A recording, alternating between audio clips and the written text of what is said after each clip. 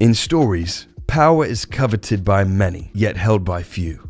It whispers promises of greatness, stirring a deep yearning, but the path to its embrace is veiled in shadows. Only those who dare to reach for it understand its enigma. Power is not just about big explosions or incredible feats of strength.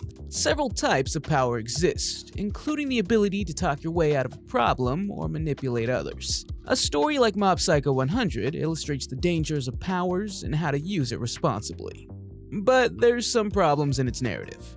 Follow along as we closely examine Mob Psycho 100 and how it handles power.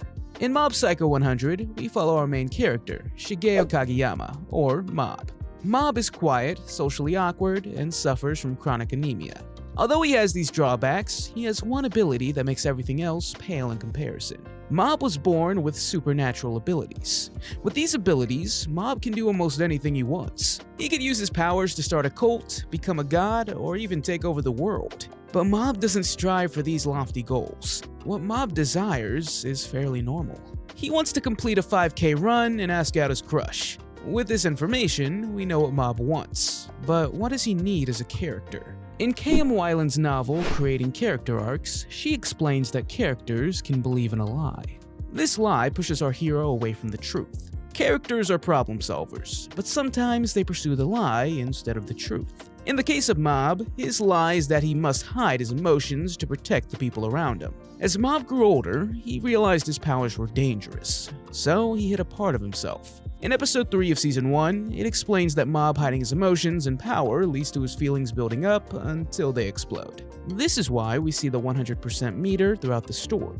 Mob hiding his power leads to Mob hiding who he truly is. This is Mob's lie.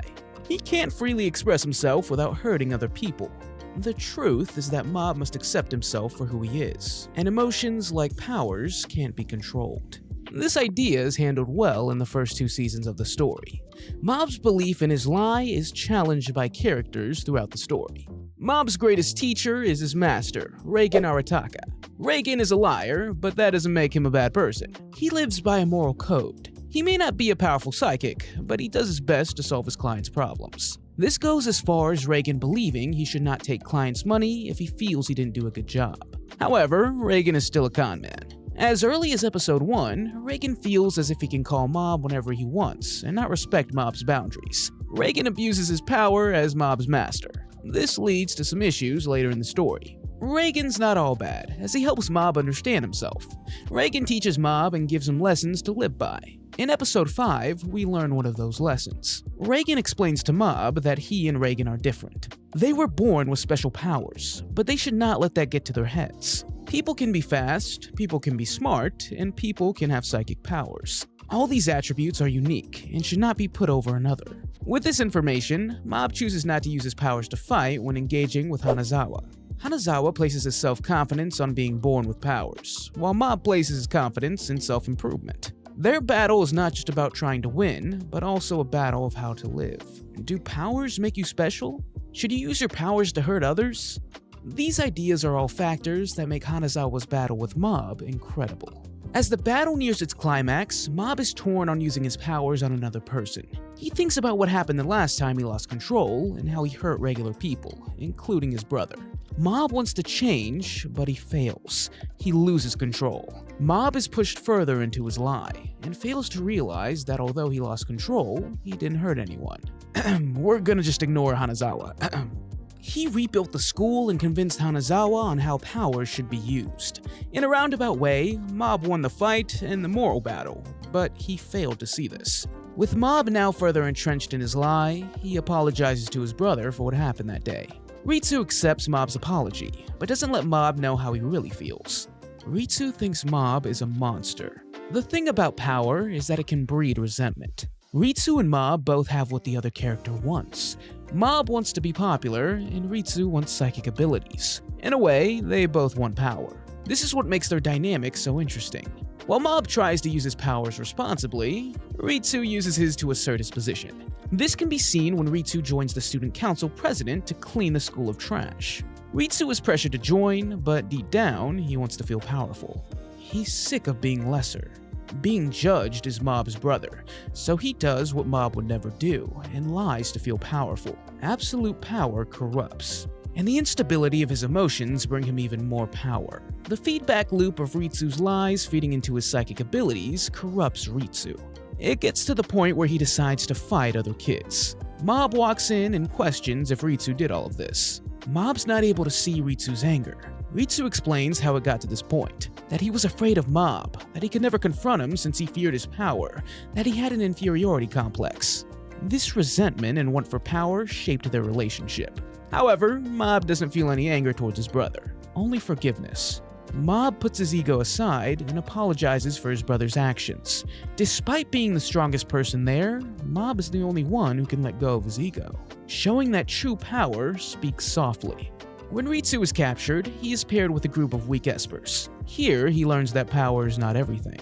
Ritsu plans to break out of confinement with the help of seemingly lesser people. This changes Ritsu and allows him to get out of his might makes right mindset. Seeing Mob be powerful yet humble shows Ritsu what real power looks like. Furthermore, Reagan demonstrates his power and deceives the Claw Grunts into believing he's the leader. With just his charisma, Reagan frees the espers and teaches the Grunts how to live. He teaches them that you should rise to the top with morals. You shouldn't kidnap, and you shouldn't use your powers to hurt others.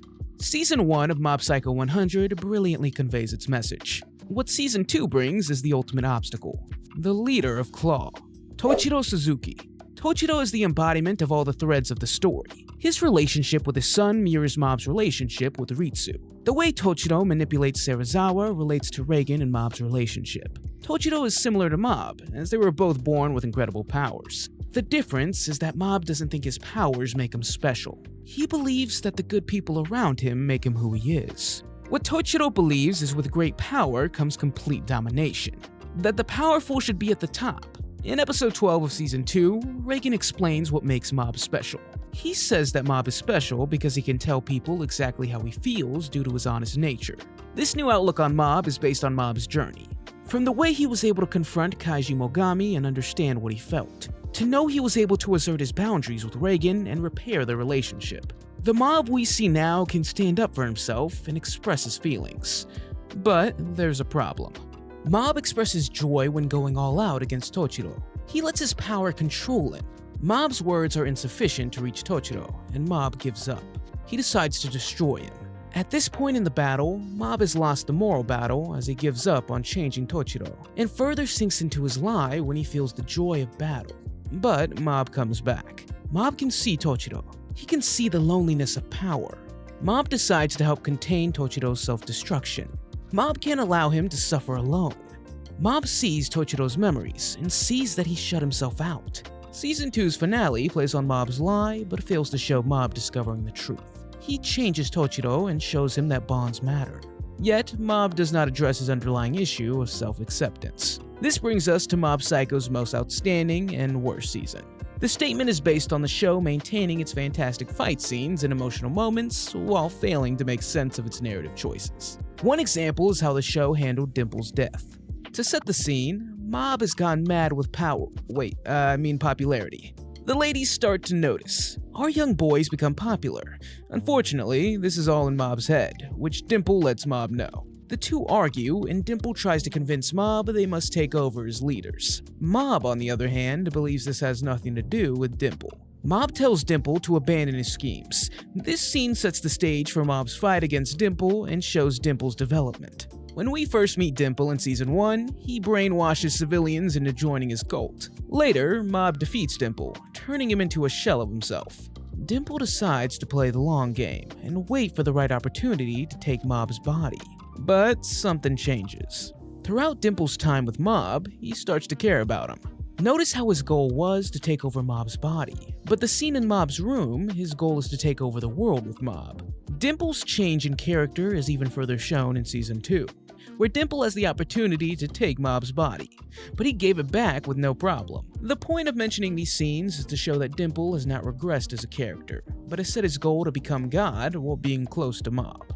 Now that we know all the battle details, it's time to see where it went wrong. The first problem with this mini-arc is how the show treats characters we know. This arc reverts these characters to lesser versions of themselves. It's revealed that Reagan has also fallen to Dimple's abilities. The problem is that we've never seen him eat any of the treats. There might be an explanation for this, as Reagan touches one of the posters earlier in the episode, so that might be why he suddenly agrees with the cult. However, Dimple reveals that to control the masses, he had a two-step plan. Step 1 is to have as many people as possible touch the divine tree or ingest the treats.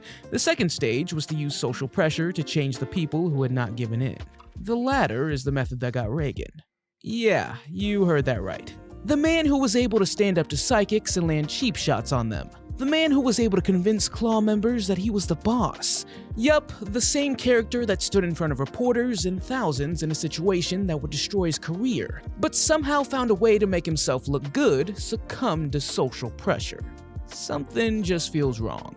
But I'll let that go again if we get some fantastic payoff. And that's precisely what Mob Psycho 100 does. Mob's fight with Dimple is one of the show's best moments. We learn that Mob trusts Dimple. When everyone else around Mob was too embarrassed to say anything about Mob's shirt, Dimple stood up and expressed his feelings. Mob figured out that Dimple got carried away. That's just what power can do to a person. It can corrupt you when you seek to control it. Now that their feelings are out, Dimple sees he wants a friend most. The quest for power was not what it was hyped up to be if you were alone in the end. There's not much to say other than this fight was amazing. But there's a new problem.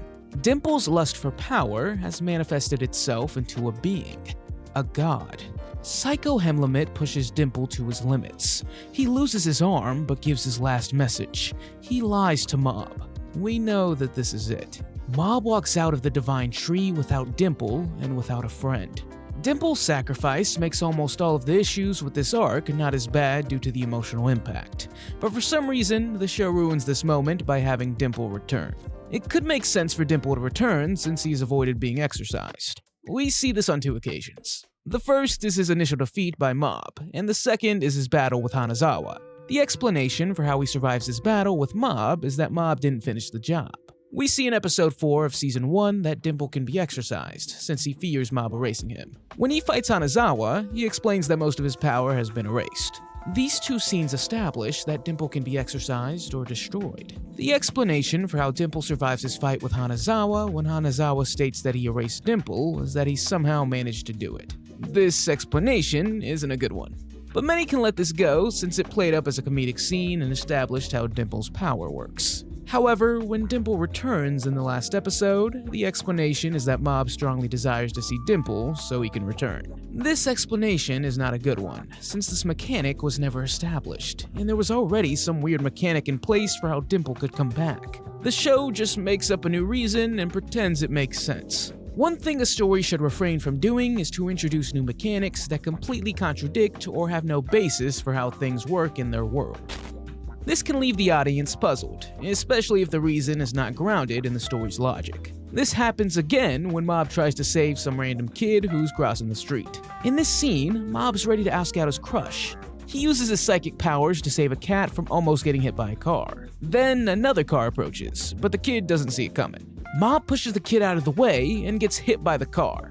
This scene is ridiculous for a few reasons. First, Mob could have stopped the car in so many different ways. He has psychic powers. He could have lifted the car in the air. He could have lifted the boy in the air. He could have made barriers to protect the people in the car and the kid. But for some reason, he thought it was a good idea to let himself get hit by a car. Remember, this comes right after he did what he was supposed to do in a way that makes sense. Second, you can't say Mob was surprised by the speeding car since he had enough time to react with his body. And we know Mob does not have superhuman speed when he's not using his powers. Third, they show us what Mob should do when Mob saves the cat. It's almost as if the show insults your intelligence for letting Mob act out of character right after he solves the same problem in a way that makes sense.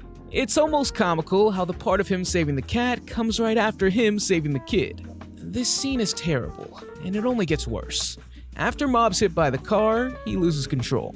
This version of Mob is the part of himself that he has hidden. This version of Mob was born from his lie.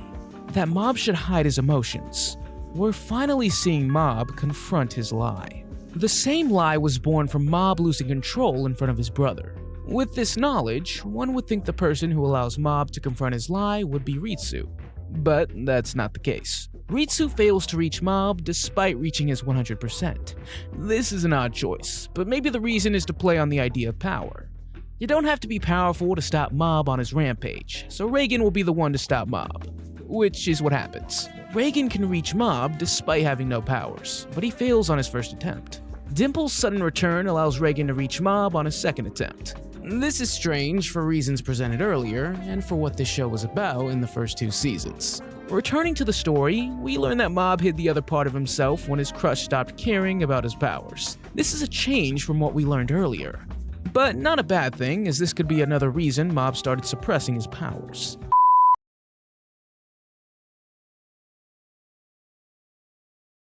This fits perfectly into the story. It would have been better if Dimple wasn't involved, but the story makes the landing. Reagan and Mob are opposites in their journey. Reagan's always exaggerated his perceived power, while Mob has suppressed it. Both of their hidden sides are shown to each other at this moment. They're both ready to accept the other for who they truly are. This is a fantastic moment to cap off a great show. Mob is rejected by his crush, but this doesn't cause another rampage. Mob cries. Later, Mob can see the truth. He chooses to save a cat without using his powers, which is another strange choice. As if Mob accepted himself, there would be no need to get the cat in the most challenging way. Nevertheless, Mob has grown.